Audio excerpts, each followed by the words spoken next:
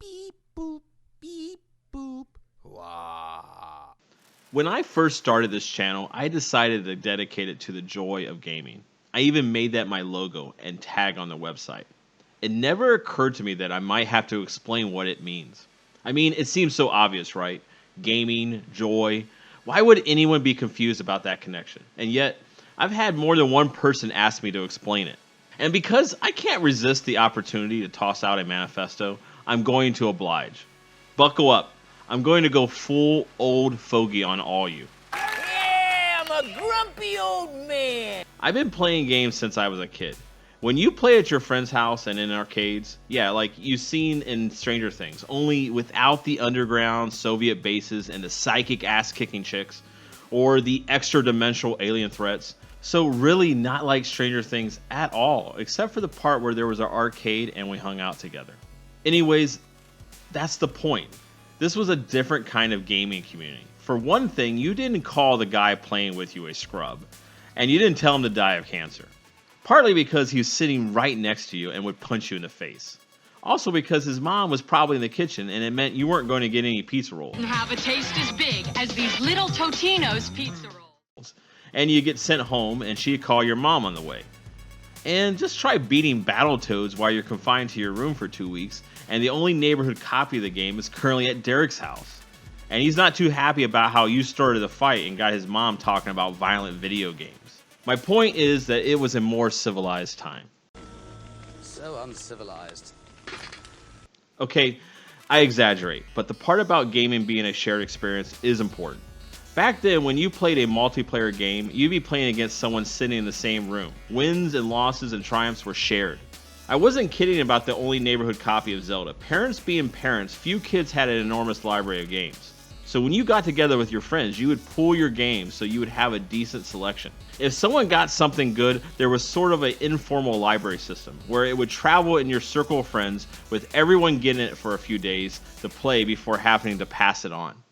This is how I learned to play Tecmo Bowl in 4-day bursts. I didn't realize it at the time, but that's when I learned how gaming can bring people together. Which brings me to this story. Will you be the one to witness the birth of the incredible Nintendo Entertainment System? One year, when the Nintendo Entertainment System, also known as the NES, still ruled, I was making up my Christmas list, which consisted almost entirely of video games. Let me take a moment here and explain. I was a poor kid. If you've never been a poor kid, you might not understand the significance of the Christmas list. Your letter to Santa was your one chance per year to get the game you have been dying for.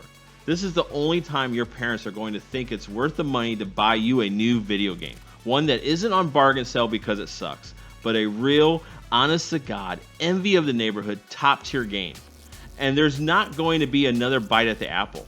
You're not going to get the game for your birthday. There's no Christmas money from Aunt Blanche. This is it. If you don't get the game this Christmas, that's it until next year. What I'm saying is that when you're a poor kid, you don't fuck around with the Christmas list. So I put a lot of care into this list. I tried to vary the titles and genres just to make sure that I upped the odds of getting one of them. I knew my mom was completely in the dark about video games, so I wanted to make sure she knew exactly what games to get me. I was detailed, I was explicit, and as best as I can recall, the list went something like this. Zelda 2, The Adventure of Link, Double Dragon, Final Fantasy, Contra, I had a starter jacket, Air Jordans, I wasn't going to get those, and some G.I. Joes.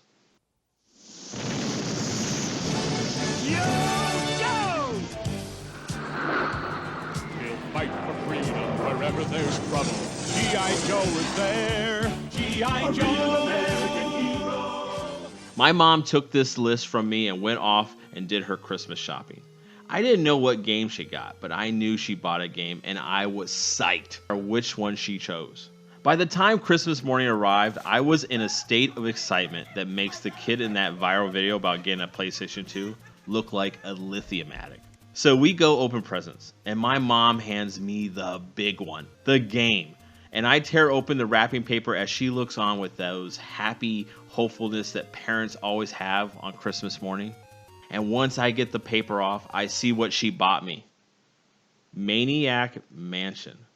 Maniac Mansion? I asked for Zelda 2, Double Dragon, Final Fantasy, and she bought me Maniac Mansion, which you will notice was nowhere on my Christmas list, which, to be honest, I have never even heard of it. Have you ever been a disappointed kid on Christmas Day, where you have to swallow your awful spoiledness and pin on a smile while your mom explains to you that the guy at the toy store told her this game is better than the ones on her list? And you privately think about getting on your bike and riding to that toy store and destroying it with a baseball bat while that helpful clerk cowers underneath a register. Yeah, me neither.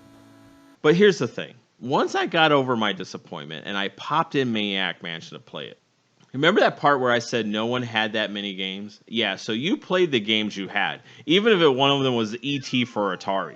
And the crazy thing is, Maniac Mansion was fantastic. Really, it was incredible. That damn guy at this toy store was right. I was sorry I had kicked over his Barbie display in my imagination. It was fun. It was original. It was nothing like any of the other games we had. And even better, I had the only copy, so now I could be the one passing around my group of friends and introducing others into the mysteries of this awesome game.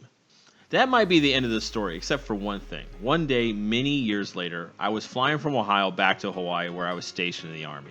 I was on a layover in San Francisco, and in that bored trance that people on long-distance flights get, when I sat down next to some guy whose flight, like mine, was delayed. We bonded a little bit about how much air travel sucked, and that would have been the end of it. But then I made a joke about King Hippo, and he countered with a comment about microwaving the hamster in Maniac Mansion. And I was stunned. I mean, not too stunned to follow up on his reference, which turned into a discussion of how incredible that game was. We went on to talk about other games, and then our families and our life plans. He was doing something with computers, but still finding his way.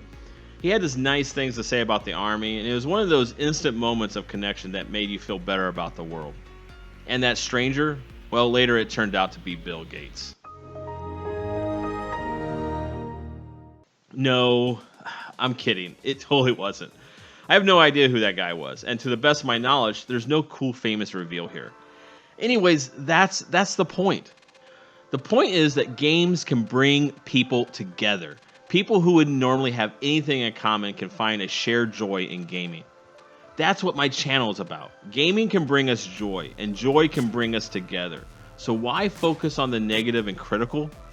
There are 100 other people who will tell you why you shouldn't like something about the games you play. Here, I'm just about the joy. If you like this video and you like to see more of my insights and commentary, please like this video.